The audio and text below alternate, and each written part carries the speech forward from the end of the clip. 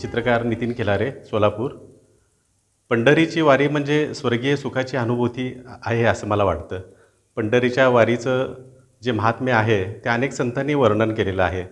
पंढरीला जाण्यासाठी वारकरी ज्या आतुरतेने जातात आणि पांडुरंगाचं ते विलोभनीय रूप पाहतात, त्याचप्रमाणे वेगवेगळ्या कलावंतांनासुद्धाही त्या पांडुरंगाची भक्ती करण्याची एक इच्छा असते. आज मी पांडुरंगाचं हे तैलचित्र साकारून पांडुरंग चरणी हे समर्पित करतो आहे.